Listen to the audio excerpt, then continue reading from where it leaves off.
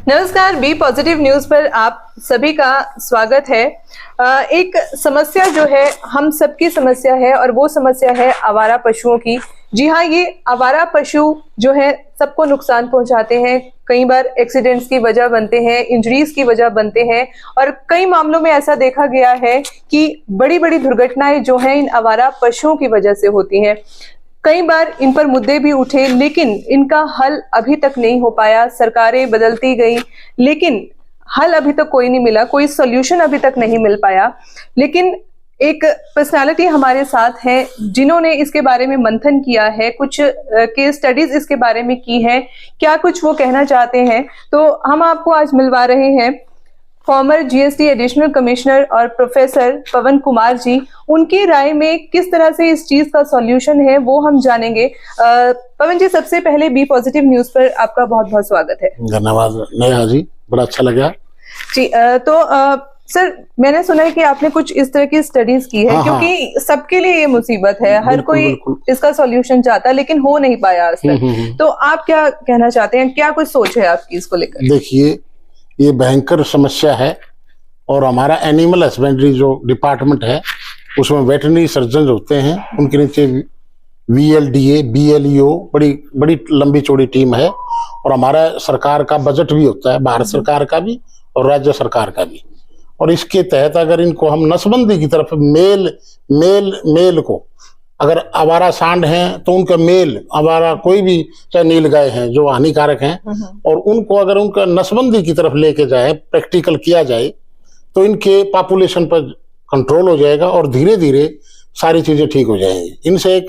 इनके अलावा डॉग्स में भी, कुत्तों में भी ये बड़ी प्रॉब्लम है और बहुत ज्यादा ब्रीडिंग हर सेक्टर में मिलेगा, हर गांव में मिलेगा। और आवारा कुत्ते जब काट लेते हैं वो मांसाहारी भी हो जाते हैं, छोटे बच्चों को इवन मार के खा भी जाते हैं। और नहीं तो उनमें जो पागलपना है, जिसे हाइड्रोफोबिया बीमारी होती है एंटी रेबीज वाली, वो बहुत ज्यादा प्रचलन में है।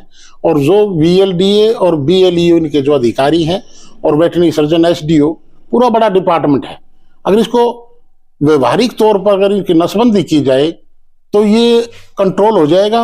और मेल का किया जाए, फीमेल की जरूरत नहीं है, क्योंकि ऑटोमेटिकली उससे पॉपुलेशन उनकी कंट्रोल हो जाएगी।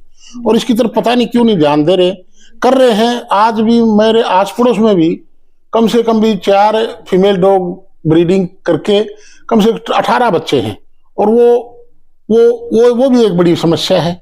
तो इनकी पॉपुलेशन कंट्रोल नहीं हो रही, ना होने से कई बीमारियां इससे प्रचलन में हैं। और वो बीमारियां भयंकर हैं, बड़ों के लिए भी, छोटों के लिए भी। और इन्हीं से इवन अस्थमेटिक प्रॉब्लम्स भी इनसे बढ़ती हैं।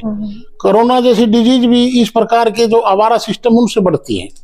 और दूसरा, जैसे जितने भी आवारा पशु हैं जिनमें जर्सी या दूसरी बाहर की विलायतों की जो ब्रीडिंग है, उनके अंदर दिमाग घाट है, वो देसी गाय का रूप नहीं है, वो भयंकर रूप ले लेते हैं, वो चिंगरते हैं और एक दूसरे को, आदमी को, और यहाँ कई महिलाओं को तो टक्कर में मारी, एक दो तो मर भी गई।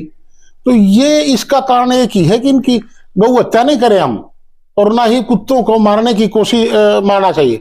इनकी नसबंदी करो ताकि इसलिए वो हो जाए तो पॉपुलेशन कंट्रोल हो जाएगी। और ये समस्या एक जन आंदोलन के तौर पर आनी चाहिए ताकि लोगों का कल्याण हो सके।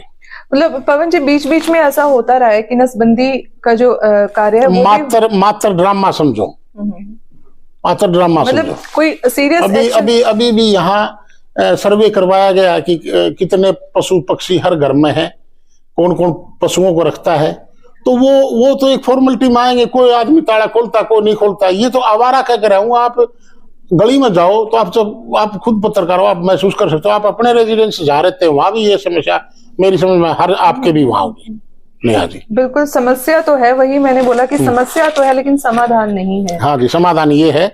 और इसमें अगर थोड़ा सा भी सीरियसनेस हो जाए, सरकार का थोड़ा ध्यान आ जाए कि हम जो डिपार्टमेंट के अधिकारी हैं, डॉक्टर हैं, VLDA हैं, थोड़े से सीरियस हो जाएं, वेटरनरी सर्जन हो जाएं, तो ये इसका आसानी से समाधान हो जाएगा। जी, मतलब सरकार इसको लेके सीरियस नहीं है, होता है लेकिन ये सरकार सीरियस है नहीं है, कागजों में रह जाती है, व्यवहारिक जीवन में नहीं आ पाती। मतलब समाधान यही है कि हाँ जी, हाँ नसबंदी जन आंदोलन इसका बनाया जाए ताकि वो एरिया भी साफ सुथरा हो और एक पीसफुल वातावरण बने।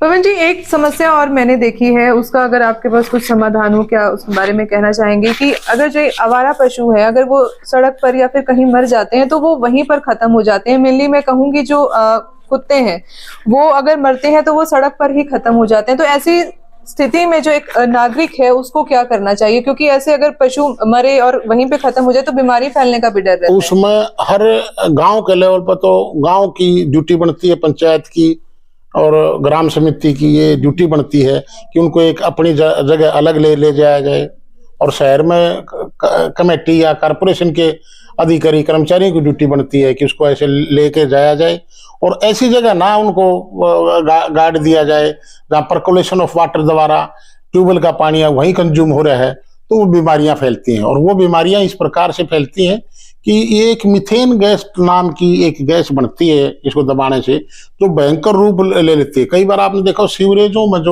जो बीमारियों को ढकनों से होती है उसमें भी इस प्रकार की गैसें हैं, और वो गैसें बहुत ही खतरनाक होते हैं। मीथेन इस प्रकार की ऑर्गेनिक केमिस्ट्री का फार्मूला है ये, तो वो सेहत के लिए और शरीर के लिए सबके लिए हानिकारक हैं। और उसी से आपने देखा नहीं है जितना वायरस की बीमारियां, बैक्टीरियल डिजीज है जो एपिडेमिक का रूप धारण कर लेती हैं, वो वहीं से ओरिजिनेट होती हैं।